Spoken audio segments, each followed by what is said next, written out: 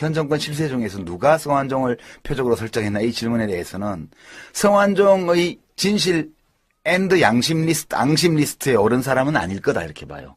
왜냐하면 10만 불이 되었던 7억이 되었던 얼마가 되었던 간에 가깝게 지내고 만나고 헬스클럽에서 만나고 밥도 먹고 독대도 하고 이러면서 돈도 받아 썼던 사람이 그 사람을 대상으로 표적을 설정할 리가 없어요. 일단은 성완종 리스트에 오른 사람들을 누구도 이것을 기획하지 않았을 것이다. 저는 그렇게 추측하고요. 그럼 누굴까? 제가 의심하는 사람은 민정수석이에요. 우병우 씨요. 충분히 합리적인 의심이 가능하죠. 예. 이제 왜냐하면 이 사람이 아직은 언론에 도달하지 않고 있는데요. 이 우병우 민정수석이 사실 검찰을 지휘하는 사람이거든요, 지금.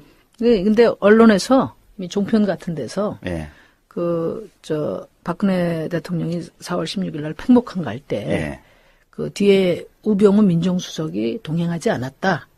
이것을 아주 적시해서 아, 그래요? 지적한 종편이 있었습니다. 아, 그래, 날카롭네. 예.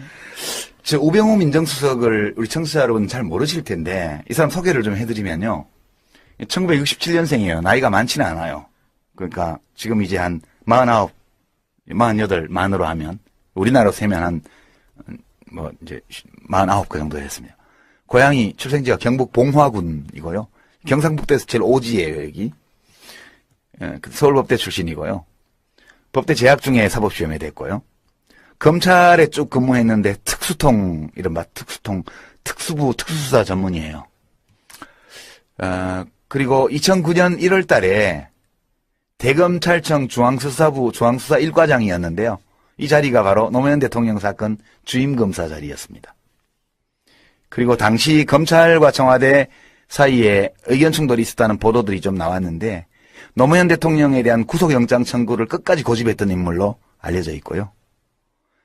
노무현 대통령이 이제 투신해서 목숨을 스스로 끊고 나서 수사는 중단이 됐고 그 이후에 대검찰청의 범죄정보기획관, 수사기획관 이런 대검 요직을 섭렵하다가 이상하게 2013년에 검사장 승진이 안 돼요. 그러면서 2014년에 곧바로 청와대 민정비서관으로 들어갑니다. 그리고 금년 1월 달에 민정수석이 됐거든요. 이분 되게 재밌는 분인데 그 민정비서관이 될 때 재산 공개를 했는데 얼마쯤 되는지 짐작하세요? 1호인가 그렇죠. 고위공직자 재산 신고에서 제일 1등 한 사람 아니에요? 예. 420억 원이 넘어요. 저도 검찰이 이렇게 돈이 많나 이런 생각을 한 적이 있어요. 그러니까 검찰 봉급이라는 건 용돈이에요, 이 사람은. 근데 이 재산이 다 어디서 왔냐 하면 장인한테 상속받은 건데요. 장인이 누구냐 하면 기흥 컨트리 클럽이라고 있어요. 기흥에. 예, 이상달이라는 분인데요. 여기 상속받은 재산인데 이 사람 원래 부자냐? 그건 아니고요. 이 기흥 컨트리 클럽이 또 재밌는데 이게 전두환 정권 때 50 때 경우회라고 전직 경찰관 친목 모임 거기서 사업권을 따가지고 이 골프장을 만들었어요. 근데 이때 골프장 건설 자금을 이상달 씨한테서 좀 가져왔다고 그래요. 근데 그 뒤에 의료적으로 해서 어느 날 보니까 지분이 절반 넘게 이상달 씨한테 넘어가 있는 거예요. 그래서 이제 이게 비리가 있다고 이제 투서가 들어가가지고 1993년도에요. 이 검찰이 수사를 해가지고 치안감을 지냈고 경우회 이사를 하고 있던 옥기진 씨가 배임 수재 혐의로 이상달 씨하고 같이 구속이 돼요.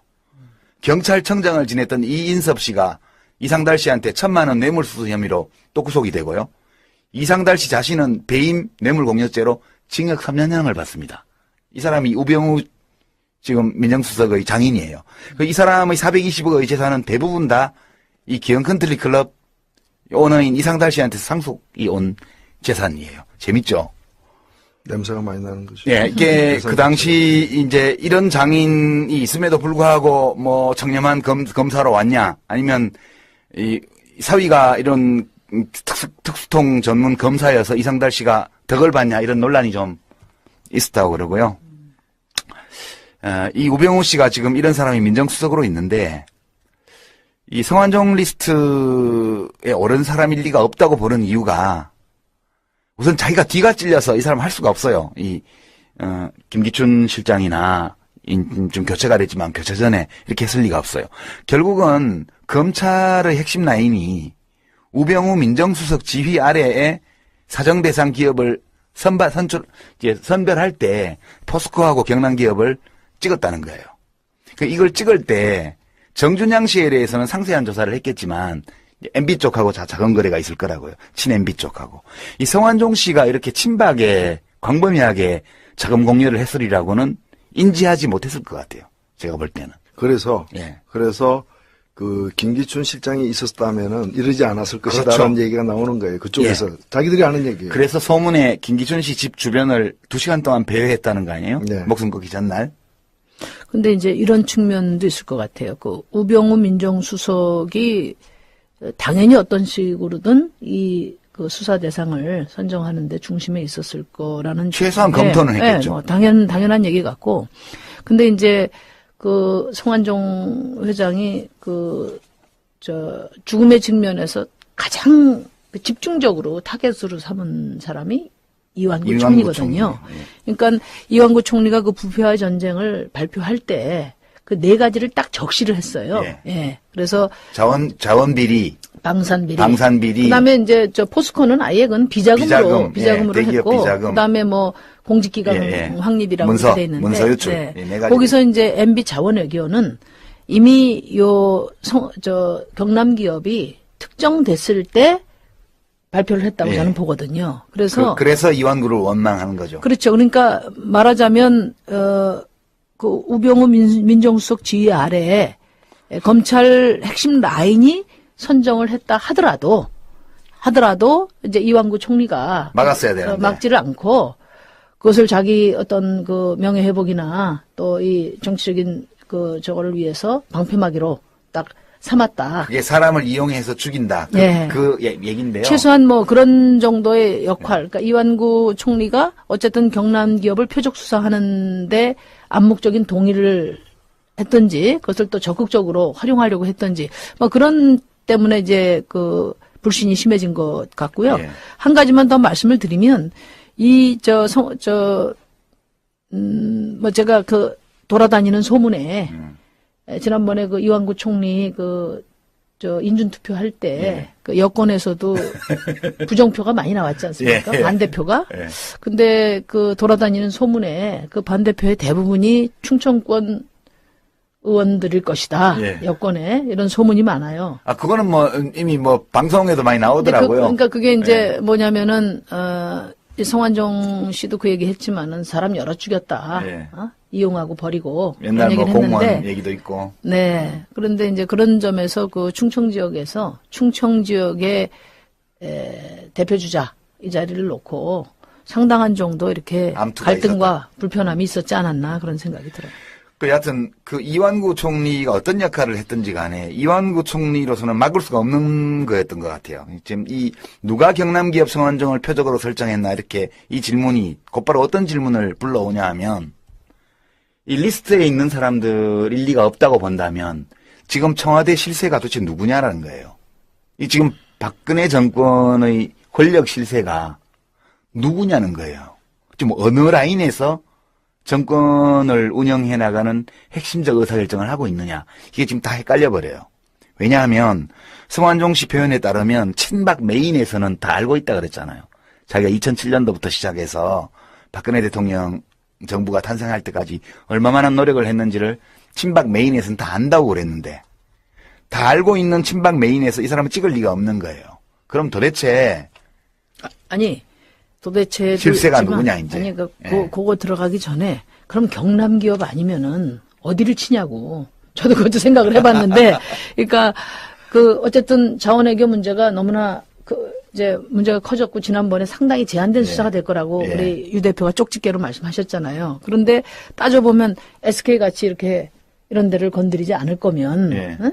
그 다음에 이제 또 마침 성완종 회장이 새누리당에서 쫓겨났지 않았습니까?